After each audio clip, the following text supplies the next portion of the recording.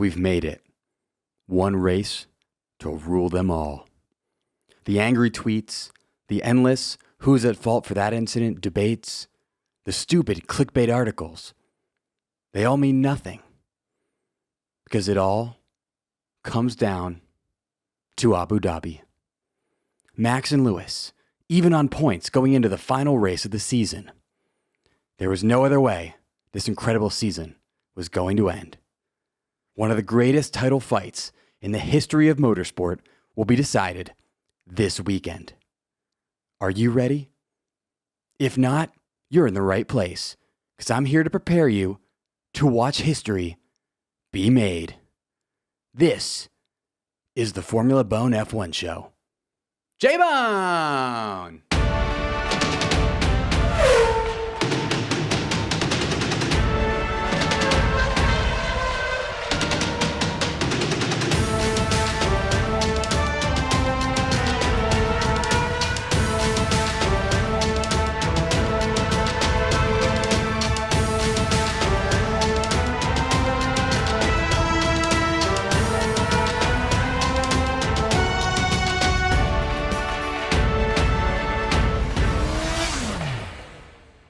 Welcome back to the Formula Bone F1 show, the Formula One podcast that will never brake test you.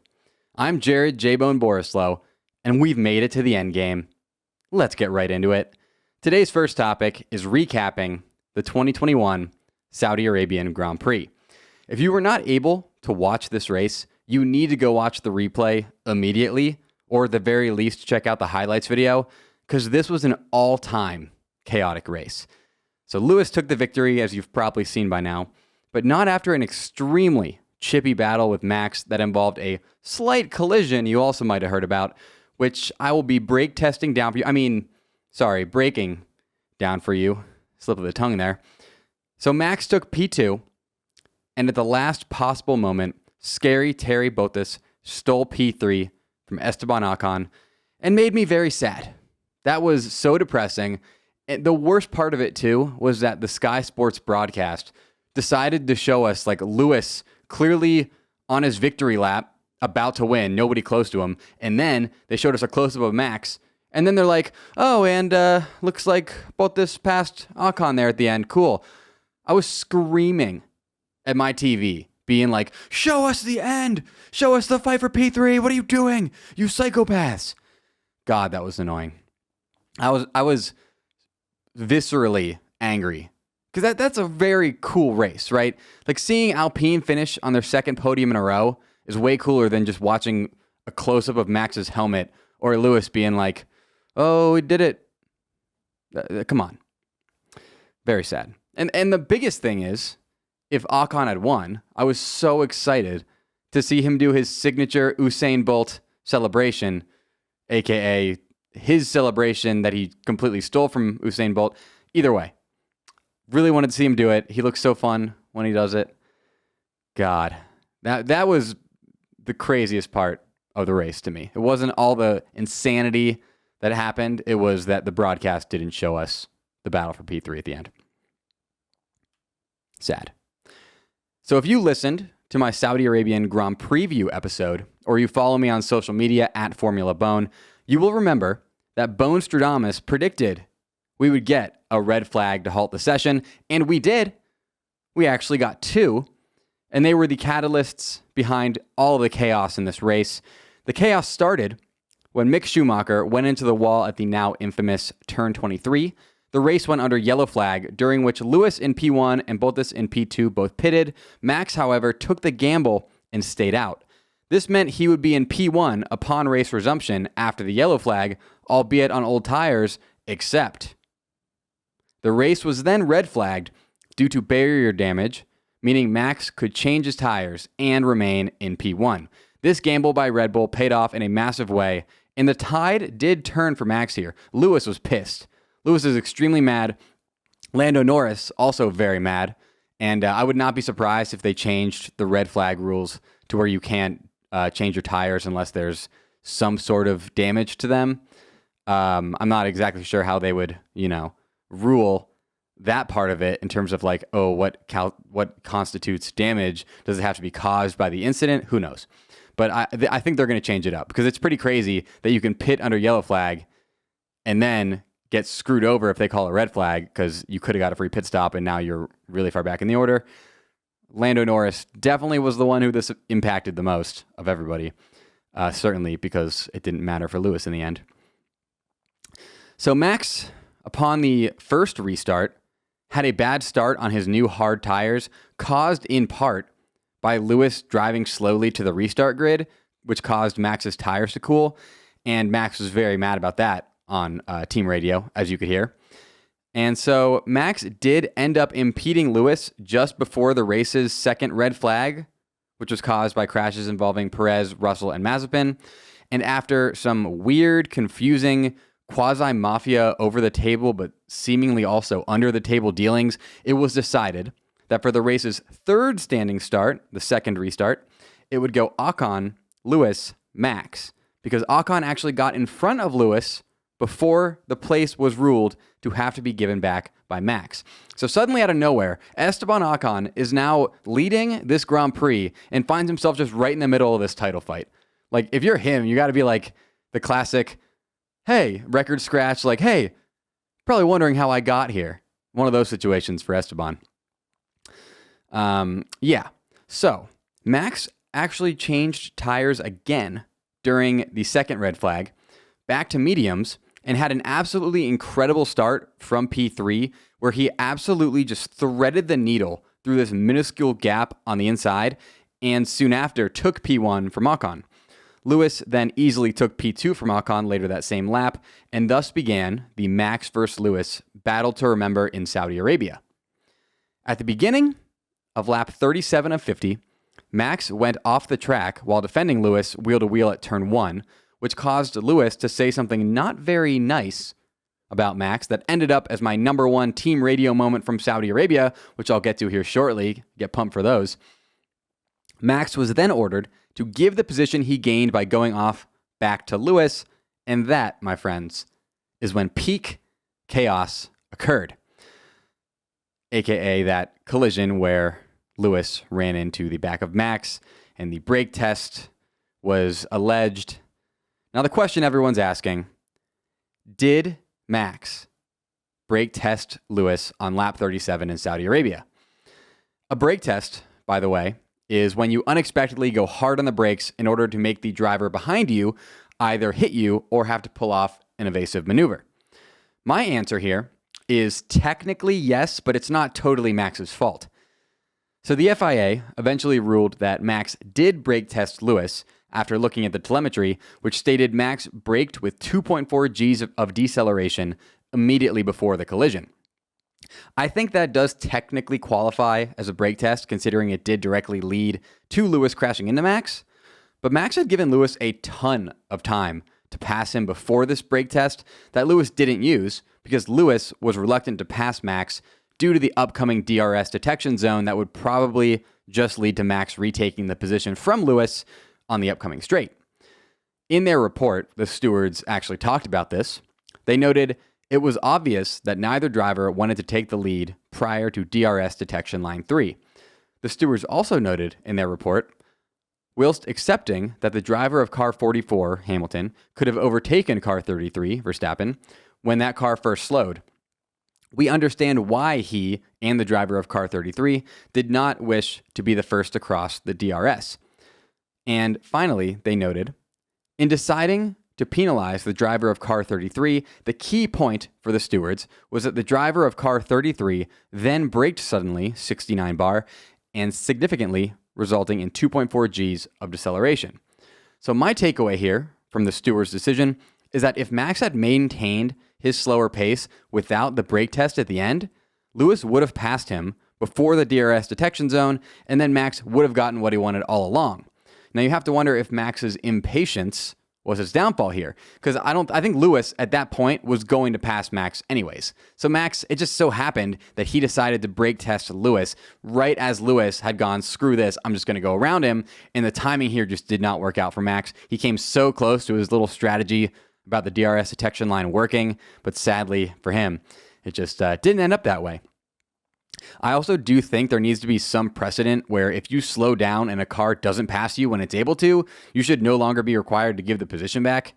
It just seems kind of weird that you can be like, hey, pass me. And they're like, no. And you're like, okay, well, I have to give this position back, so please pass me. Just a weird scenario all around. Now, in the end, the 10-second penalty that Max incurred for his brake test did not affect his P2 finish. And also, it must be noted, with how Max's tires looked, I 100% do not think that Max would have held off Lewis for the rest of the race anyways, so it didn't really matter in the end aside from the drama that it created. Finally, in the Saudi Arabian Grand Prix recap, we have everyone's favorite segment, the top 5 team radio moments from the 2020 Saudi Arabian Grand Prix. Number 5. What? That was Sebastian Vettel in Q1 after finding out that his flying lap was sadly only good enough for P17. Number 4. Yeah, what a wonderful race. Really, really, really good race today.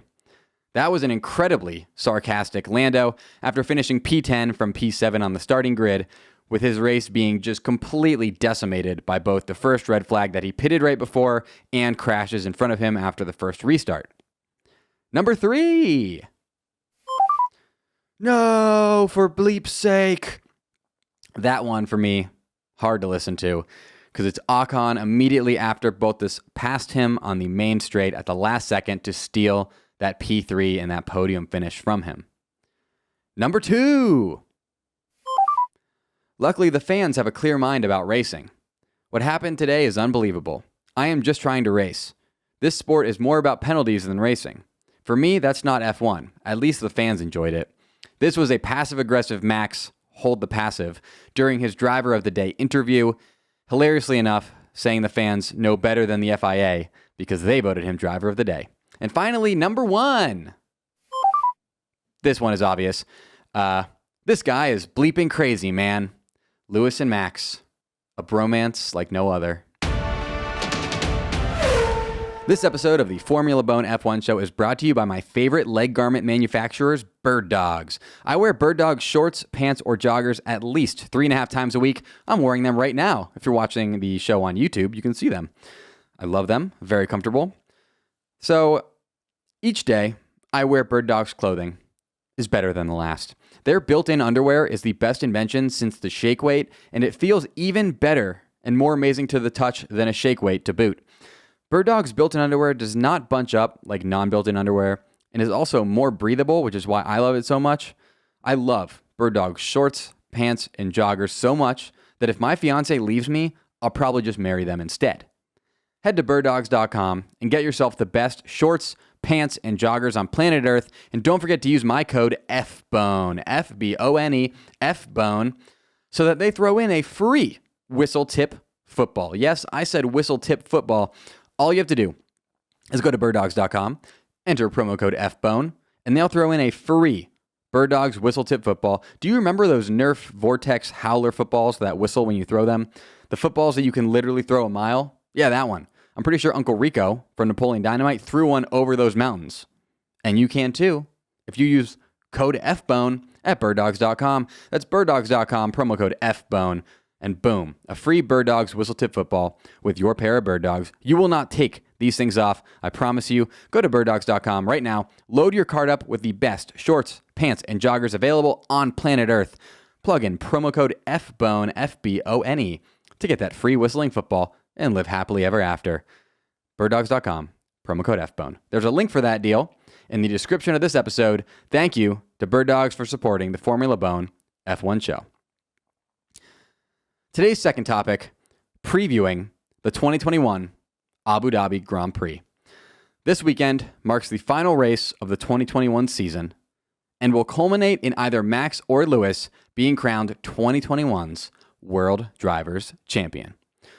But with Max versus Lewis dominating the headlines, social media, and every waking thought that I have this week, something that's being underreported and underappreciated is the career of one Kimi Räikkönen.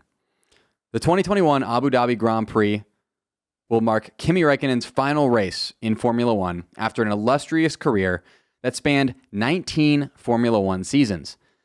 Nicknamed the Iceman due to his Finnish nationality and the fact that he is a man of few words and even fewer emotions, Kimi Räikkönen is an absolute F1 legend, somehow still racing at age 42. Kimi holds the F1 record for most career starts at 348 and is the only F1 driver to win in the V10, V8, and turbo hybrid eras. And of course, he is most well known as 2007's World Drivers' Champion for Scuderia Ferrari, Ferrari's most recent World Drivers' Championship title to date. He's a Ferrari legend for that. He may not always have had the drink, nor the most regular bathroom and sleeping schedules, but we all love Kimi nonetheless, and he will be dearly missed out there on the grid. Bon voyage, Kimi. Next up, let's break down the updated Yas Marina circuit. This will be the first F1 race at Yas Marina after the extensive track updates that they've added. As far as why the track was updated goes, acting CEO of Abu Dhabi Motorsports Management Saif Al-Noimi stated that they listened to spectators, teams, and drivers and made changes to the track accordingly with the objective of creating, quote, more overtaking opportunities, closer wheel-to-wheel racing, and a faster, free-flowing circuit. So this resulted in changes to 3 areas of the circuit. The first updated area is the north hairpin. So this hairpin used to have a chicane just before it that made the hairpin more difficult to overtake at. These were the old turns 5 and 6, and they have been totally eliminated, with the old hairpin turn 7 now being the new hairpin turn 5. In addition to the chicane before it being taken away, the hairpin has also been widened to make it more overtake friendly. So the second updated area is at the end of the second DRS zone. What used to be 4 boring, lame, sharp corners at the end of the DRS zone, which is kind of lame, you know, because if you don't pass in the DRS zone, then it's like, okay, well, you're going to keep your position for these 4 sharp corners. So what used to be these 4 boring, sharp corners will now be 1 banked hairpin. Banked. Take that to the bank. This will make the second DRS zone exit way more entertaining for spectators, as cars won't be ending the DRS zone by slowing down a ton. Instead, they'll be ending the DRS zone by entering a banked turn. The banked turn is really having a comeback right now. You know? Zandvoort, Saudi Arabia, Abu Dhabi, maybe Monza will add its legendary banked section back at some point. Who knows? If banked just keeps having this moment, it's possible. In the third updated area of the Yas Marina circuit is in the hotel section of the racetrack. That's right there in the middle. This is the smallest update, as it just involves making the corners in this area less sharp, more rounded, a little wider. But that will be nice because it will allow for faster and closer racing. So that right there is the updates that you're going to see this weekend at the Yas Marina circuit. It kind of remains to be seen the impact that, you know, it's going to have. However, the fact that it's going to be faster makes me think it's going to be a little advantageous, you know, for the Mercedes. For those of you who are hoping for a crazy battle, it's definitely still possible that Lewis wins this one handily. But we're going to get later in the episode into 3 ways I think that the championship will play out in Abu Dhabi. But that being said, I think that the hotel update is going to be really good for Max because it's got those big turns, and I think Max is showing that he's unbelievable at taking corners fast right now and just shaving off time there. But I think it's not looking too good with those other two. Those other 2 improvements or updates that they made definitely, I think, benefit Mercedes. Support for the Formula Bone F1 show is brought to you by MyBookie, where you can win money using your F1 knowledge. From all of the biggest games to the smallest events, make every bet worth your while with MyBookie on their website, MyBookie.ag. This is your last chance to get these Formula One bets in for the 2021 season, so get after it. And right now, you can start your MyBookie journey off by doubling your first deposit instantly. With MyBookie's first deposit bonus, double your money before you even place a bet. And all you have to do is sign up and deposit using my exclusive promo code FORMULA, FORMULA, FORMULA, at mybookie.ag. Stipulations apply, so make sure you read through those before you deposit. After you've got your deposit bonus, you can get to betting on Formula One. Right now, MyBookie has the lines up for this weekend's Abu Dhabi Grand Prix. Lewis to win is currently minus 200, which is my pick if you enjoy betting pre-weekend lines. Max is currently plus 190. Who knows? With this updated circuit, I think that the updates are going to make it even better for Mercedes. But again, remains to be seen. I like Lewis minus 200 if you want to tail me. Don't wait any longer, or you'll miss out on the ability to bet on Formula One for the 2021 season. Head to MyBookie.ag today to redeem your double deposit bonus so you can get in the game and start winning big today. That's promo code FORMULA to receive double your first deposit instantly in your account. No hassle, no wait, stipulations apply. There's a link for that deal also in the description of this episode. Bet anything, anytime, anywhere with MyBookie.ag, promo code FORMULA. Thank you to MyBookie for supporting the Formula Bone F1 show. All right, folks. So the way I see it, there are three ways that the 2021 World Drivers' Championship may play out this weekend. Number one is that Lewis wins the race fair and square based on the fact that the Mercedes car is just faster right now over the course of a full race than the Red Bull car, as has been evidenced in both Qatar and Saudi Arabia. The Mercedes also just seems to really outperform the field in the Middle East in general, which, on a related note, is evidenced by the fact that 6 of the last 7 victories in Abu Dhabi have been by Mercedes, with Lewis himself having 4 of those 6 P1 results. Yes, Max did win in Abu Dhabi last year, but that was Lewis's first race back after illness. So there's kind of an asterisk there, in my opinion, as far as comparing Max and Lewis's 2020 performance in Abu Dhabi is concerned. I think that if Mercedes has been so dominant at Abu Dhabi in the past, and in my opinion, these updates are going to make it easier for them, I really do think Lewis locks it up. But anything can happen, as this season has shown us. Anything. So you wouldn't be wrong in responding, but J-Bone, the circuit has been redesigned. Historical race data doesn't really mean that much. Fair point, like I said. But also remember that as far as Middle Eastern circuits hosting their first F1 races is concerned, Lewis has just won 2 of those in a row. So I'm not trying to sway you guys. I am not a Lewis fan. I'm not a Max fan. I'm a Formula One fan. But I really do think Lewis and Mercedes have it locked up if everything goes normal. Okay? Key word, just wait for my third way I think things could go. But before the third one, we have the second one. The second way that I see the title fight playing out is that Max qualifies P1 with a legendary flying lap similar to the one that he was on this past Saturday before he hit the wall coming out of the final turn, and is somehow able to keep Lewis behind him all race due to a combination of the track redesign favoring Red Bull, amazing driving and strategy from Max and Red Bull, some help from Lewis probably needed, making an uncharacteristic mistake, and probably, honestly, a little bit of divine intervention sprinkled on top. Max's Q3 final lap that never got completed in Saudi Arabia was 100% the best single lap of Formula One I've ever seen.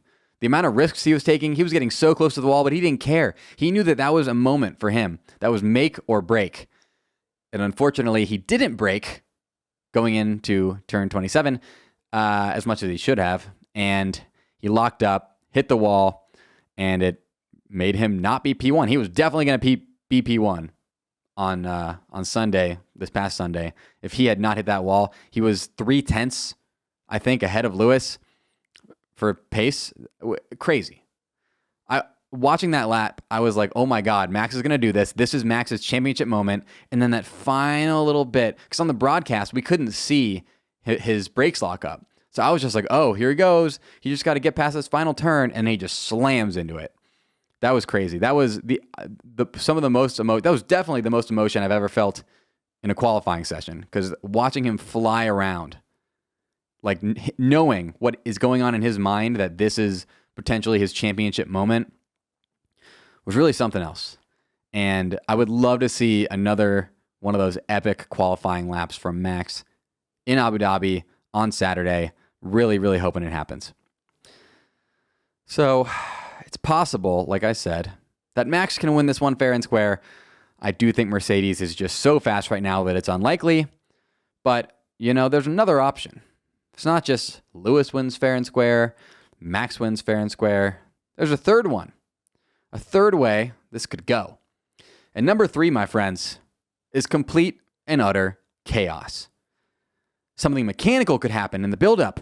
The Mercedes power unit could fail, which has happened this season, happened to Daniel Ricciardo in Brazil. Max's gearbox could fail after that qualifying accident and the collision with Lewis. Maybe there's some little stuff going on in there they might not notice.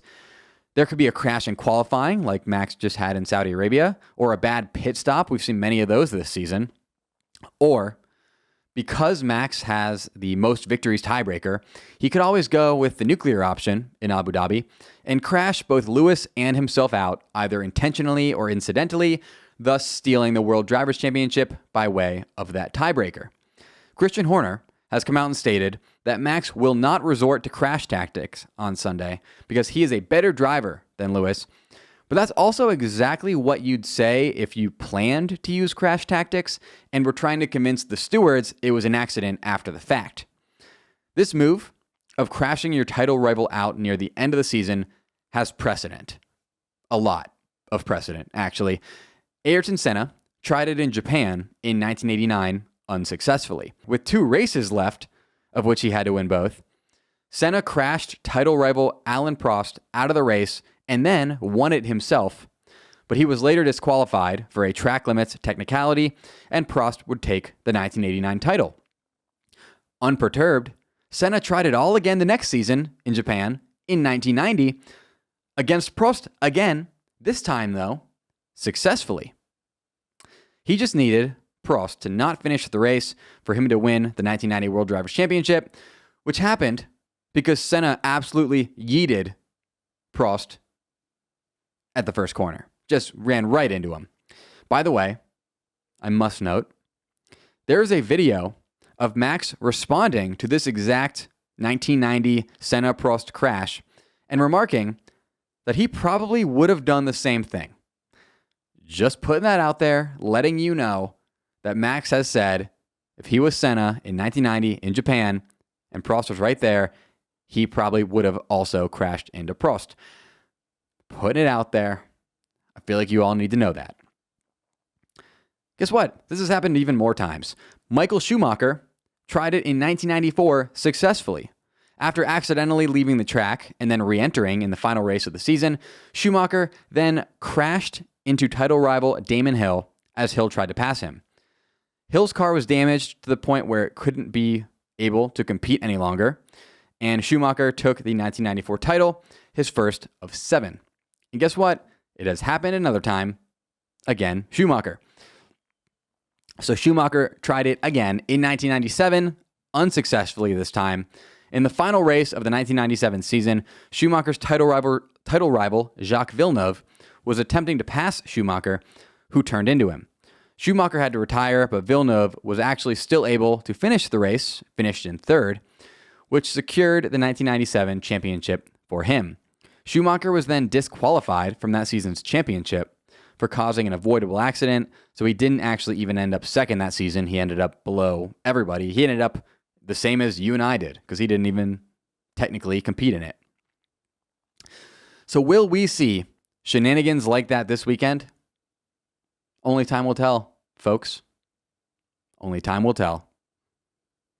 Thank you so much for joining me for another episode of the Formula Bone F1 show. I would like to once again cordially invite you to join the Formula Bone Discord server. A ton of you joined after the last episode, so we're currently at around 150 members in there, and all these people are there to talk all things Formula One, discuss the Formula Bone F1 show, meet new F1 friends, live chat during the race, and so much more. There was live discussion and reactions going on in there all race weekend long, especially during the race, when the Discord was absolutely popping off. It was nuts in there. I loved it. So if you watched Sunday's insane race and were wishing that you had a live chat of fun and friendly people to talk to and watch along with, join the Formula Bone Discord, and you'll have that for this weekend's race. You can find a link to join in the description of this episode. And if you were not subscribed to Formula Bone on YouTube, I would greatly appreciate it if you could go and do that. If you enjoy my content, maybe hit the bell too to get notified when I have new content be published. On there, you can watch every episode of the Formula Bone F1 show, which I legitimately record from a child's race car bed. If you didn't already know that, literally, I'm sitting on the ground in a child's race car bed for you. I also have a ton of fun YouTube-related things planned for the F1 offseason, so subscribe to get all that sent right out to you. And also, like I said, join the Noti Gang if you want to be a true member of the Bone Brigade. You can also really help the show out by supporting our sponsors. For this episode, we had Birddogs. That was promo code FBONE at birddogs.com for a free whistle tip football. And MyBookie, promo code formula at MyBookie.ag for a double deposit bonus. Stipulations apply. You can also follow me, J-Bone, everywhere on social media at Jared Borislow. That is JaredBorislow. And if you're all caught up on the Formula Bone F1 show, but you want to keep hearing my voice, I co-host a comedy and mental health focused podcast called the Ross Bolen Podcast, where we have a ton of fun covering a very wide variety of topics, including current events, non-F1 sports, mental health, fast food, funny news stories, cool animals, pirates, ninjas, insane history, and so much more. It's a show about everything. It's like the opposite of Seinfeld, but just as fun. You can check out the Ross Bolen Podcast wherever you get your podcasts, wherever you're listening or watching this right now. That's ROSSBOLEN, the Ross Bolen Podcast. It's now time for the NPR-style sign-off. The Formula Bone F1 show is recorded in Austin, Texas, and brought to you by Bolen Media. It's hosted by me, Jared J-Bone Borislow, and I also produce the show because I'm a content machine. Cade Orris makes a bunch of the show clips that you see on social media at Formula Bone. Our new theme music is by 7 to Midnight. You can follow him on social media at the number 7, TO Midnight. You can follow the show on social media by following at Formula Bone everywhere. You can watch the show on YouTube by searching Formula Bone, and you can help the show reach new listeners by rating and reviewing the Formula Bone F1 show on Apple Podcasts. Until we meet again, J-Bone!